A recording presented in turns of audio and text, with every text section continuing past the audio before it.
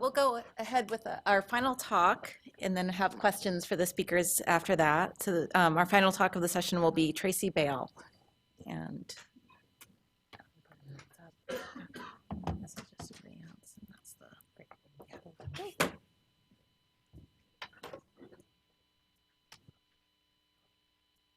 Cross your fingers.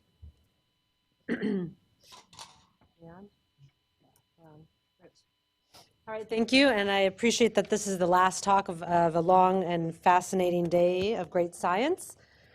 So I'm hoping to run through, that is not me.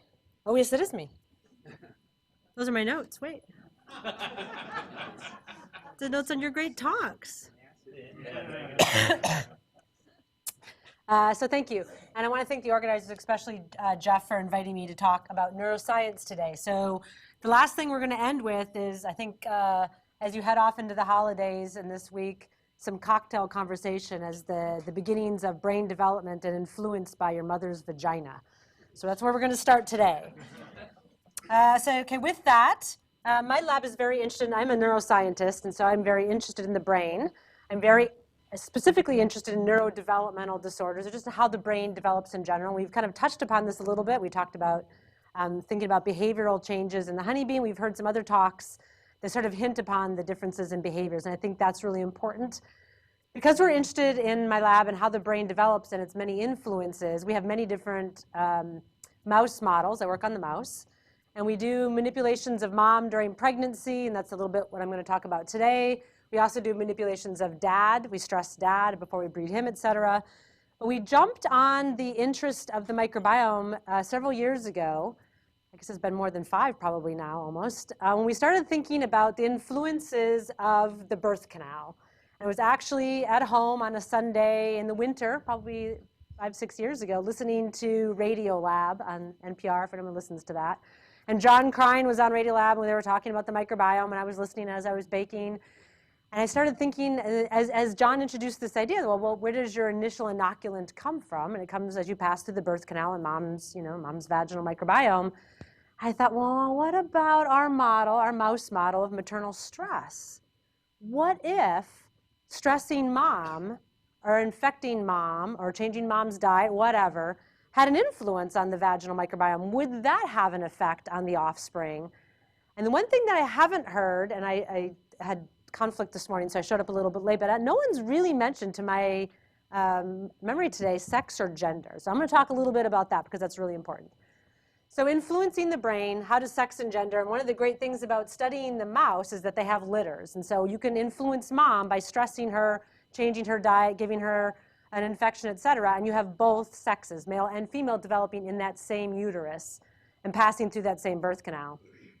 So if you know that there is a sex bias, as I said, I'm particularly interested in neurodevelopmental disorders, which have a large sex bias toward male presentation. We know a lot about male vulnerability during that neonatal window compared to females. So as I said, I'm particularly interested in neurodevelopmental disorders. The model I'm going to talk to you today about is where we stress mom. So these are pregnant female mice. We check for copulation plug. We know who's pregnant. We assign them to controller stress. Over the last, 14 years, we've well characterized this model whereby which we do chronic variable stress. We've done it at all different stages of pregnancy, early, mid, and late gestation. And I'm just going to summarize some of this data. So I want to just quickly point out that it's really important to think about as mom is experiencing various perturbations during her pregnancy, as she would be the F0 generation, right? You also have the influence of the developing placenta that's occurring, the somatic tissue that's growing and developing, again, differences between males and females. But you also have those all-important germ cells, which again are developing at different rates in males and females that are also exposed. So depending on what the exposure is, you can have sex-specific influences that occur that can affect brain development, and those can be through F1 and F2 generations with single exposure.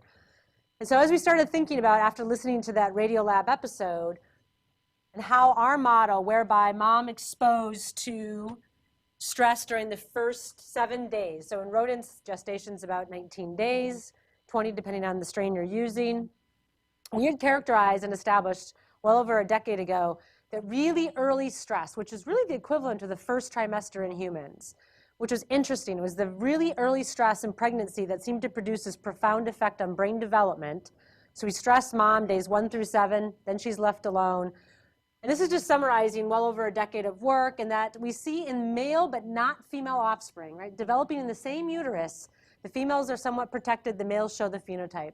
And these include changes in behavioral responses, some of which I'll talk about today, and specifically changes in the stress axis. This is the hypothalamus pituitary adrenal stress axis. This is an example of this response here, for those not familiar. So the HPA axis, one of the reasons I really like studying this is because it easily translates. All of the players involved in the brain development, the outcomes we measure are the same in mice as they are in humans. And this is just showing you a corticosterone response. In humans, it would be cortisol. And this is time post an acute stressor. So if we stress mom early in pregnancy, leave her alone, let her deliver, those offspring grow up, we now ask about their stress reactivity. Only the males in this early prenatal stress group show this heightened response. We don't see this effect in females, only the males. And then if we look centrally within the brain, the genes you would expect to be changed are in fact changed. There's cognitive deficits as well in this model, and a post-pubertal weight change as well. So there's metabolic effects in these animals. So this just summarizes this plethora of this phenotype found only in the male mice, not in the female mice, with early prenatal stress. Okay, so now enter John Krine's conversation. Could it be that there's some influence of mom's vaginal microbiome as an initial inoculant? Because if you look at the overall phenotype I just told you about, it's very similar to what you might see, for instance, in some aspects of neurodevelopmental disorders, such as autism, where they have metabolic changes, behavioral phenotypes, cognitive deficits. But could there be an aspect by which the stress that is influence of mom changes the contents or the composition of the vaginal microbiome such that when the baby is born, they're getting a different inoculant than they would be otherwise, and that's influencing brain development? That was our initial question. And I want to introduce this slide again because this came up in the last session, was I think a point of a topic that was very interesting to think about, which is the lifespan approach, which we hit upon. It is not surprising to me at all because we've been thinking about this for many years in the lab. But how the brain develops and how it is influenced and how the gut microbiome develops, I think, is essential. And one of the things that I think I'll come back to at the end is really critical in thinking about the germ-free facility, in that if you develop in the absence of that initial inoculant and then are inoculated later on, is that really the same as if you had been inoculated? Is your immune system going to respond the same? Is your gut really developing the same? I think that's critically important. So as I said, we're very interested in how stress influences the vaginal microbiome and then ingesting that as babies are born and how that ultimately changes the influence of the development postnatally. And then as that resurfaces again at puberty and the influence of gonadal hormones, the effects throughout adulthood and again on aging. And we study all of these aspects in my lab. And we map that on top of the changes within the brain and how the brain is developing as well. So our current hypothesis, there's many ways in which, obviously, as you heard about today, that changes in the gut microbiome could influence the brain. There's vagal feedback, of course. There's also metabolites, which are essential for brain development. And I'll show you a little bit of that data today. Okay, so let's start with the main important question, which was, in our model, in which we stress mom really early in pregnancy and then leave her alone, we first had to ask the question of, do we see a change in the vaginal microbiome that is aligned with birth? Because if not, then we have no further studies. So we first asked the question, does our model of early prenatal stress change the maternal vaginal microbiome? And so the answer is yes, it does, in fact. And this is just showing you at a higher level of 16S, and we've subsequently done all of these. We're now redoing all of these studies again, doing shotgun, and I'll get to why that is. Viruses being a very important part of that as well. So the main difference you note here at the 16S level is comparing non-pregnant vaginal microbiome to the pregnant at embryonic day 7.5 or gestational day 7.5 versus postnatal day 2. And you can see the biggest difference, of course, is pregnancy. If you compare control versus early prenatal stress, you do start to see some dramatic changes, and those even are present postnatal day 2, so even after birth, those changes remain. This is important. Not only does our stress change the composition of the taxa present within the vagina, but those changes remain throughout the rest of gestation and at birth, supporting our model. So how does this happen? I don't have time to get into all of Eldon's data, but clearly the impact of the early prenatal stress on the vaginal host proteomics we initially did. This is comparing embryonic day 7.5 and postnatal day 2 between control and stressed moms. You can see, again, the main difference here being between embryonic, so pregnancy itself versus postpartum. No surprise there. After you've given birth, you're going to see dramatic changes within the vagina, of course. And there are still big differences between control and stress moms, embryonically and postnatally, and those are shown here. And when actually you sort for what those differences mostly are, not surprisingly, I guess, they're mostly related to immune factors. So that suggests, and I guess if you think about what stress is doing, stress promotes changes in glucocorticoids, amongst other things. Those glucocorticoids are going to influence the immune system, and we think in large part influencing the immune response and changes within the content of the microbiome in the vagina. Okay, so that's true, but what about, are those changes in mom's vaginal microbiome representative of what you would see postnatally? So does it influence the development of the gut in order to have an influence on the developing brain? And do we see any sex specificity in those changes? This is just a summary of a lot of work, and I'll get more into this in a minute, that Eldon did years ago. So we started by looking at changes within lactobacillus, and one of the reasons we focused at lactobacillus level was because it's the most common between the vagina and the gut, and we know that early in brain development is critically important, and that changes or reductions in lactobacillus have been associated with changes in brain development and higher risk for neurodevelopmental disorders. So if you compare within the mom's vagina, you can see there's a dramatic drop in lactobacillus levels with early prenatal stress. This is at postnatal day 1. This is offspring gut, and 24 hours later, you can see this similar correspondence of a reduction in lactobacillus. In fact, there's a one-to-one relationship between the levels of maternal vaginal lactobacillus and offspring gut lactobacillus, which supports the idea that, again, it's coming from the vagina. In fact, if you do that same association between mom's gut levels, her fecal output of lactobacillus, and the offspring lactobacillus, there's no relationship. So it's not just we're in the same cage or the fact that we're being exposed because we're of genetic relationship. It really is related to how you were exposed at birth. Okay, so this is one of the beautiful cladograms that Eldon has produced.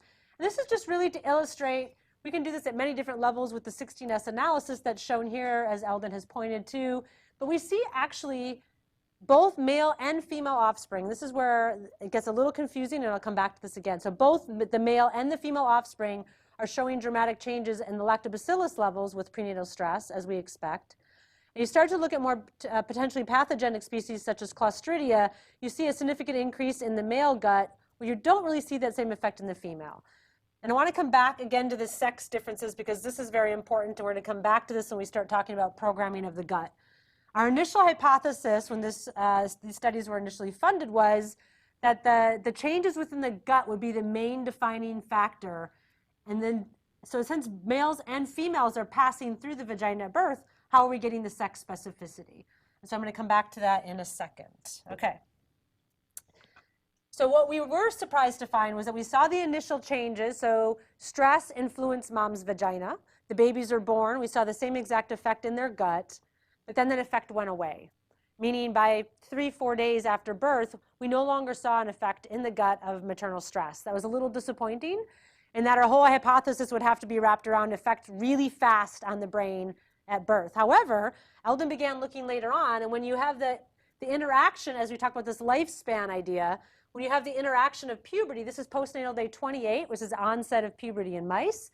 This is another cladogram. Now you're starting to see dramatic changes resurfacing in the guts of these animals by doing 16S sequencing.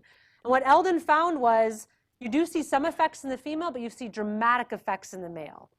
So you start to see an initial effect, similar changes for males and females at birth. Those effects all go away. They look totally normal because they're nursing. You now wean them, and they're going through puberty. And these huge changes, shown by this cladogram, start to surface specifically in the male animals much more than the females.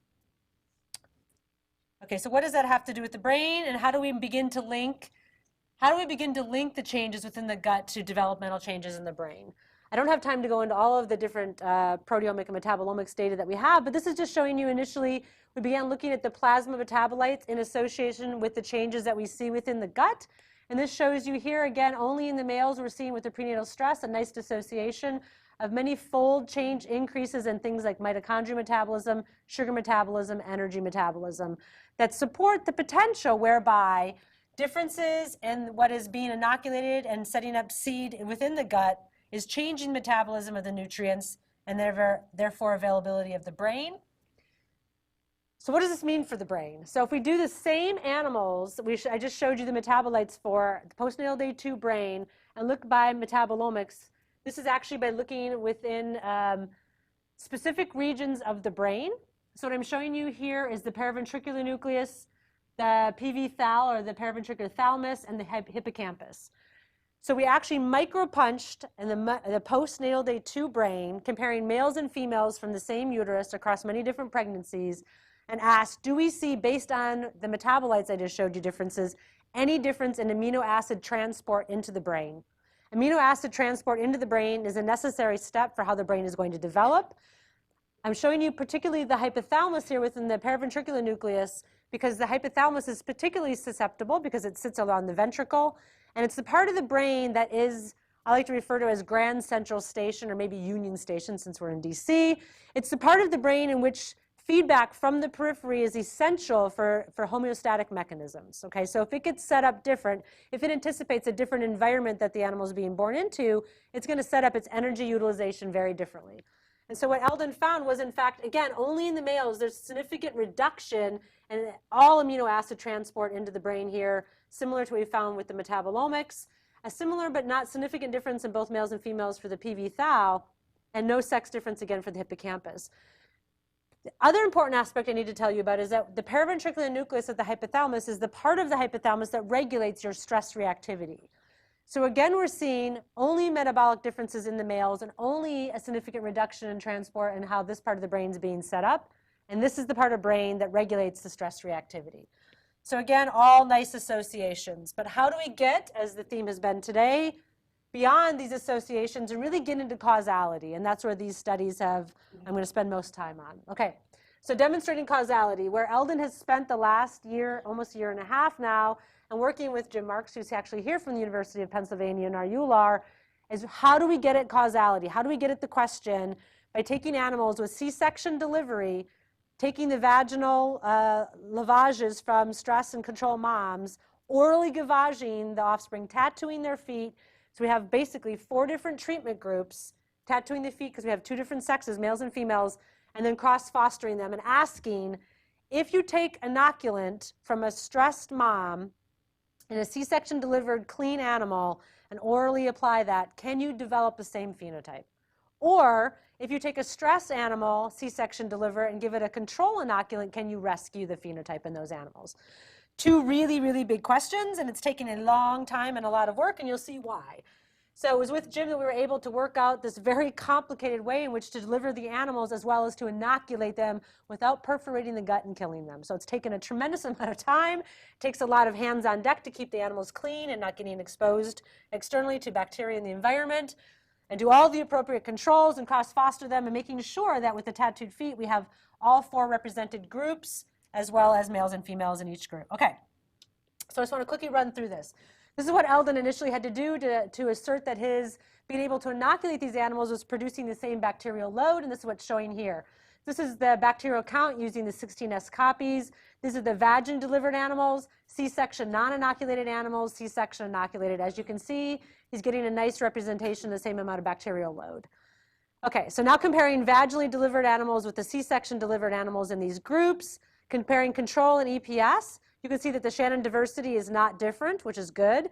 And to ensuring that this inoculant is also the same, you can see if you're not inoculated, you do have a reduced Shannon diversity, but all other control into control, stress into stress, and all the other combinations, there is no difference. So we're now getting the same load and the same diversity present. That was important for controlling for these studies. Okay. So some good news and some not so good news initially. So what he initially found, we're just going to focus in, and we have all of the 16S data that I don't have time to get into. But if you look at, again, those changes in lactobacillus load, in the vaginally delivered animals, we repeat the same significant reduction in our male animals. If you do control into control, you see the same level of lactobacillus in their gut. If you do stress into stress, you get the significant reduction in the gut. Okay, so now the question would be, if you take the stress load and put it into a control animal, do you reduce it? The answer is no. If you take a control inoculant and put it into a stress animal, do you elevate it? Yes, sort of. We're getting there. Not exactly to the level. It's still significantly reduced. The same is true with Clostridia. Here you see, again, the vaginally delivered animals. You have elevated levels of Clostridia in the stressed mice and the stressed males. We recapitulate that control into control, low levels, stress into stress, high levels. Are we able to take the stress level and elevate it into control? No, we're not. If we take the control, do we rescue the stress? Sort of. So in both cases, what I'm demonstrating is we can get it somewhere in between, but we can't exactly rescue it the way that we would like. But are we close enough for changing behavior? This happens to be a stress assay. Okay. On the left are the vaginally delivered animals. This is those corticosterone, right? So these are stress versus control on the left. Just focus there for a second. I told you before that the stressed male offspring have a heightened stress reactivity. So we recapitulate that very nicely here.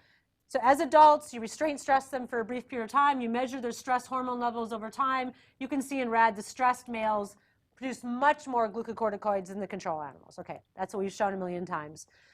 Now for the complicated on the right. These are C-section delivered adult animals, all the males. Do we rescue or recapitulate with our inoculant? And sort of. Okay, so on the top red, you can see so start with the blue. The bottom blue is control into control. The top red is E, is stress into stress. Beautiful. We can give the inoculant control into control and stress into stress, cross-foster, recapitulate the exact same phenotype. That's great. But now if we take the control and put it into a stress animal, can we rescue their phenotype? No, not really. What if we take the stress inoculant and put it into a control animal? Do we elevate it? It's getting there. Again, so these are initial studies. Eldon has just finished his third replicate now. Again, we see the same pattern again and again and again, but we can't quite get there because of the variability for many reasons, which we can get into at the end. Okay. So again, coming back to this lifespan idea and thinking about the different approaches that we're working on here, what I think is really important to think about, and that we missed when I wrote this grant, we started thinking about the hypothesis, it's not just about the inoculant. So I like to, because the holidays are upon us, it's not just about who gets invited to the party. It's about who gets to stay at the party. And so we had missed that aspect of maybe the prenatal stress in a sex-specific manner is affecting the development of the gut prenatally that's interacting with the inoculant, and that's the part we hadn't thought about. So sure enough, Eldon went back and did a comparison, and I want to show you these huge sex differences, first of all, that are really important to think about. This is doing an RNA-seq analysis. This is the embryonic day 18.5 gut, C-section delivered, no bacteria present. Okay. So this is showing you big sex differences, first of all, at embryonic day. So right before birth, there are huge differences in the development of the gut that likely are interacting with going through that same vagina. And this is what's showing you on the right here, beautiful data demonstrating sex differences here on the left, on the right, between the male and control and the blue on the bottom and the EPS animals. Again, showing you that the gut is already different at birth between males and females and is having a sex-specific effect as well because of the prenatal stress that is interacting with the gut. In fact, if you do the gene set enrichment analysis here by KEGG pathways, what actually came up was leishmania. No, they are not parasite infected, but it's basically all the same immune pathway genes involved in leishmania response. This was surprising to us because they've not been inoculated yet, and you're already seeing differences in priming of the gut for these animals. In fact, what Eldon has found, which is fascinating, I think, are big sex differences, again, prior to birth in the immune cell populations. This is looking at neutrophil populations and monocytes. Big sex differences already present at birth that are then interacting with that initial inoculant. And what I want to end on is this idea of a second hit and the lifespan that we brought up earlier. So our prenatal stress model shows differences in stress reactivity. It is not a disease. These animals aren't dying early. I wouldn't say that they had autism or schizophrenia, but it's setting up a difference in how they're responding to their environment, both with their brain and in their gut. And so we started thinking about this in terms of this prenatal programming of the gut that interacts with the bacteria, and does that set them up, even at the level of their gut, to respond differently? So Eldon did and second stressor and asked about just the permeability of the gut in these animals. So you can see the control versus early stressed animals, and permeability is very low. You give them a week of chronic stress and then ask again, and you see big differences now in the gut permeability in the early stressed animals. So I like to just throw that out there as a last part about not just the sex differences in the lifespan aspect, but how the baseline differences, just with subtle differences in the initial inoculant and how important that is. And there's so many things that we care about as neuroscientists that are coming back out of the immune cell interaction, because there's so much of host immunity, obviously, within the gut, the metabolites, the hormones. we see big differences that happen around puberty with the onset of gonadal hormones that are also very sex specific. So I think I've summarized these already. The early prenatal stress produces significant lasting changes.